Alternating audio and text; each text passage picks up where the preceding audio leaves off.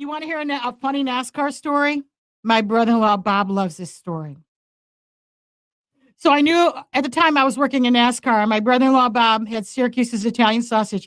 It is just up the road from Texas Motor Speedway. I mean, you leave out Texas Motor Speedway, that main highway that goes through Justin, Texas. It goes straight to Ponder, Texas, goes straight to Syracuse Sausage Meat Plant. And you can walk in and you can buy sausage right there. And they'll get it out of their freezers and refrigerators, fresh everything. So I call up Bob. I said, Bob, listen, I got 2 drivers I'm working with in the NASCAR Busch Series. At the time, it was the Busch Series. And I said, listen, let's do this. Let's bring the sausage and a couple of grills. I'm working with Tim Fedowa and Todd Bodine. I said, let's get stickers on their cars. And I said, let's feed all the teams in the pits. He's like, that's going to be awesome. That's going to be great. So we get to the track and, Bob's got the trucks there and we're unloading the trucks with the sausage and everything, getting the grills out, and we're feeding everybody.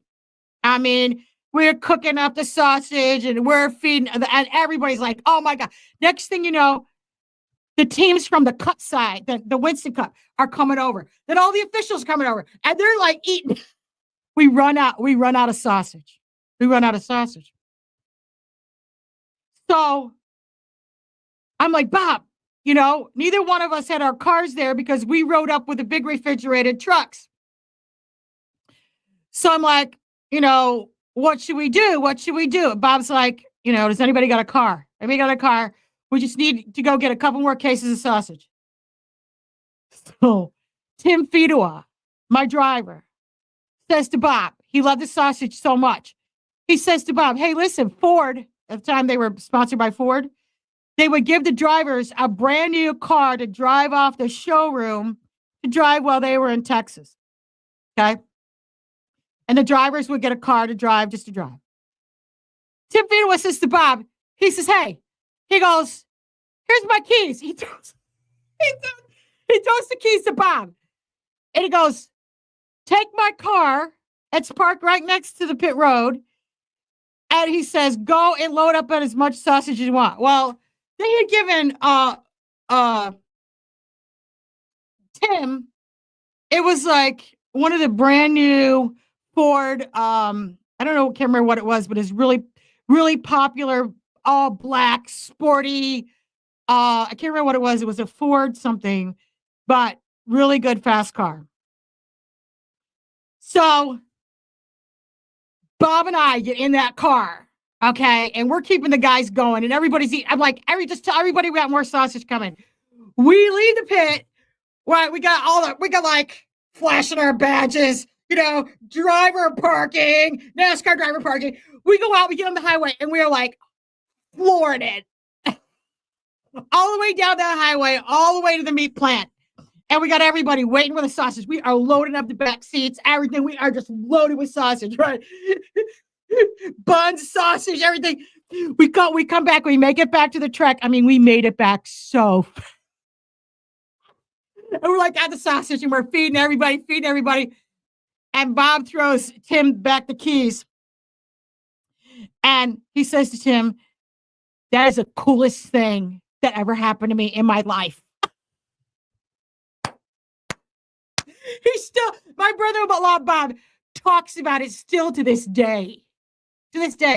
And for years, I think he still does this. He still sends Tim Fedowa and Todd Bodine sausage every year. Every time I see Tim or I see Todd, they're like, your brother still sends. That's so good. I mean, it was like such an awesome thing. And they became an official sponsor of the track for years. And that was just like the coolest story ever. And so he will never forget the day that he got to drive Tim's super fast Ford. I think I still have pictures of it somewhere. I'm sure Bob still has the pictures of him with Tim and Tim Fedowa now is the team manager, one of the team managers for Joe Gibbs Racing. And Tim is now, he's a spotter and a consultant for Joe Gibbs Racing. So every time you see Joe Gibbs, just know, and the spotters on the track, just know that my driver that I work with for years, Tim Feedwell, great guy. He's the main spotter for those teams and runs a lot of their teams there at Joe Gibbs Racing. Todd Bodine, as we know, he's retired and he's on TV. He does the commentating and all of that. And Todd and Tim were two of the best drivers I ever worked with. I mean, they were awesome guys, and they both loved the Lord and just good, generous, wonderful people. They were both so good to me. And Tim Feedwell always drove the 55, right? Double Grace. And Todd Bodine for years drove the 88. The 88 or the 80, 88 or 81, 88. They both used to drive double digit numbers. And I find that very prophetic. And Texas Motor Speedway was probably one of my most favorite speedways to go to. Easy to get in and out of. It's really laid out really good. The way the garage areas are set up. And if you ever get a chance to go to Texas Motor Speedway, it's really worth it. And if you go to Texas Motor Speedway, take the time to drive up to Justin, Texas, and go to Justin Boots, the factory store there, and get yourself a pair of boots.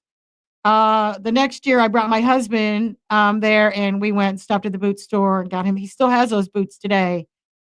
And then drive a little further up the road to Ponder and stop at the Syracuse Sausage and get yourself some really good sausage to grill out and be blessed. That's my story for story time today. Hey, eat good.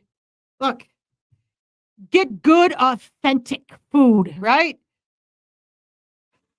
Get good, authentic food, the good stuff.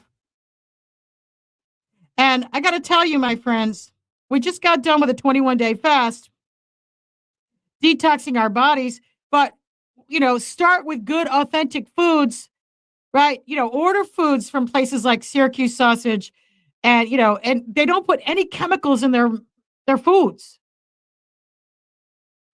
They don't put any chemicals in their food. And their sausage is made with beef,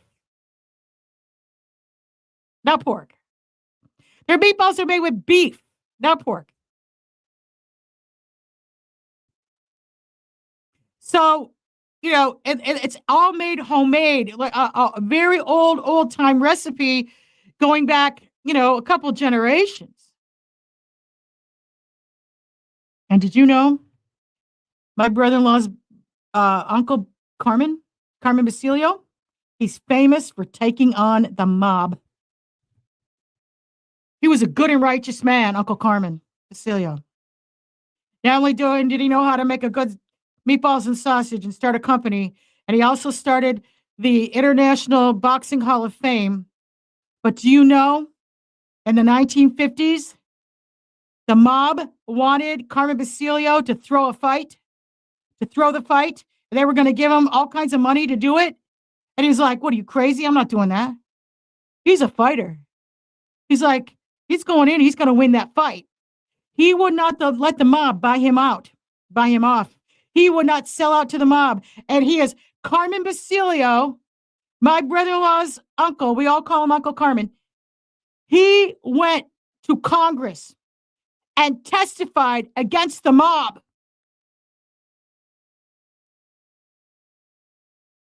And he lived to be like 90-something years old. God protected him and blessed him for being righteous. And he went to Congress and he said the mob was trying to buy me to throw the fight, and he wouldn't do it because he was a real fighter.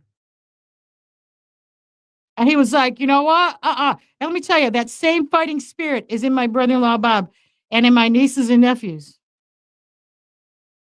The same fighting spirit.